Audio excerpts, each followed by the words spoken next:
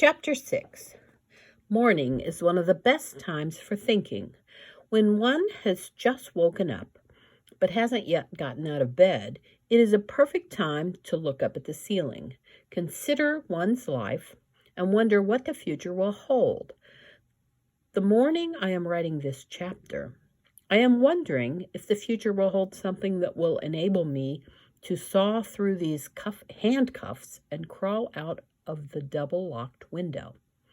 But in the case of the Baudelaire orphans, when the morning sun shone through the 849 windows in the squalor penthouse, they were wondering if the future would hold knowledge of the trouble they felt closing in around them. Violet watched the first few rays of sunlight brighten her sturdy, tool-free workbench and tried to imagine what sort of evil plan Gunther had cooked up. Klaus watched the dawn's rays make shifting shapes on the walls that separated his room from the squalor library, and racked his brain for a way Gunther could have vanished into thin air. And Sonny watched the emerging sun illuminate all of the unbiteable baby toys and tried to figure out if they had time to discuss the matter together before the squalors came to wake them up. This last thing was fairly easy to figure out. The littlest Baudelaire crawled out of her bed door, fetched her brother, and opened Violet's door to find her out of bed and sitting at her wooden workbench with her hair tied up in a ribbon to keep it out of her eyes. "Tagib," Sonny said. "Good morning," Violet replied. "I thought it might help me think if I tied my hair up and sat at my workbench, as if I were inventing something. But I haven't figured out a thing." "It's terrible enough that Olaf has shown up again," Klaus said, "and that we have to call him Gunther. But we don't have the faintest clue what he's planning." "Well, he wants to get his hands on our fortune, that's for sure," Violet said. "Klaffi," Sonny said, which meant, "Of course, but how?" "Maybe it has something to do with the inn auction," Klaus guessed. "Why would he disguise himself as an auctioneer if it weren't part of his plan?" Sonny yawned, and Violet reached down and lifted up her sister so she could sit on her lap. "Do you think he's going to try to auction us off?" Violet asked, as Sonny leaned forward to nibble on the workbench in thought. "He could get one of those terrible assistants of his to bid higher and higher for us until he won, and then we'd be in his clutches, just like the poor quagmires." "But Esme said it's against the law to auction off children," Klaus pointed out. Sonny stopped chewing on the workbench and looked at her siblings. "Alana?" she asked, which meant something like, "Do you think the squalors are working together with Gunther?" "I don't think so," Violet said. "They've been very kind to us. Well, Jerome has, at least. And anyway, they don't need the Baudelaire's fortune. They have so much money already." "But not much common sense," Klaus said unhappily. "Gunther fooled them completely, and all it took was some black boots, a pinstripe suit, and a monocle."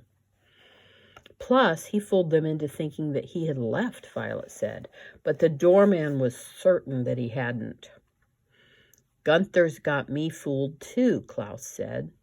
"How could he have left without the doorman noticing?" "I don't know," Violet said miserably. "The whole thing is like a jigsaw puzzle, but there are too many missing pieces to solve it."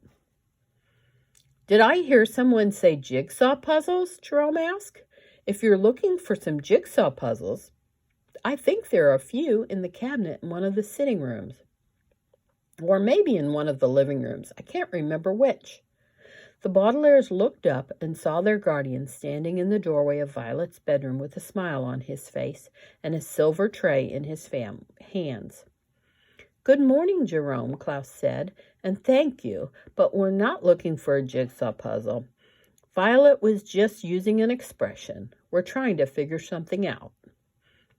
Well, you'll never figure anything out on an empty stomach, Jerome replied. I have some breakfast here for you. 3 poached eggs and some nice whole wheat toast. Thank you, Violet said. It's very nice of you to fix us breakfast. You're very welcome, Jerome replied. Esme has an important meeting with the king of Arizona today, so we have the whole day to ourselves. I think we could walk across town to the clothing district and take your pinstripe suits to a good tailor. There's no use having those suits if they don't fit you properly. Niliu, Sonny shrieked, which meant, that's very considerate of you. I don't know what Niliu means, Esme said, walking into the bedroom, and I don't care. But neither will you when you hear the fantastic news I just received on the phone. Aquinas martinis are out, and parsley soda is in. Parsley soda? Jerome asked, frowning. That sounds terrible. I think I'll stick with Aquinas martinis. You're not listening, Esme said. Parsley soda is in now. You'll have to go out right now and buy a few crates of it. But I was going to take the children's suits to the tailor today, Jerome said. Then you'll have to change your plans, Esme said impatiently. The children already have clothing, but we don't have any parsley soda. Well, I don't want to argue, Jerome said.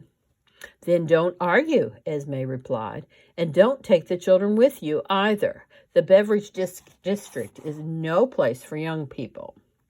Well, we'd better go, Jerome. I don't want to be late for His Arizona Highness. But don't you want to spend some time with the Baudelaires before the workday begins? Jerome asked. Not particularly, Esme said, and looked briefly at her watch. I'll just say good morning to them. Good morning. Well, let's go, Jerome. Jerome opened his mouth as if he had something else to say, but Esme had already marched out of the bedroom, so he just shrugged. Have a good day, he said to the children. There's food in all of our kitchens, so you can make yourselves lunch. I'm sorry that our plans didn't work out after all. Hurry up, Esme called from down the hallway, and Jerome ran out of the room. The children heard their guardian's footsteps grow fainter and fainter as they made their way to the front door. Well, Klaus said when they couldn't hear them anymore, what shall we do today? Winfried, Sonny said. Sonny's right, Violet said. We'd better spend the day figuring out what Gunther's up to.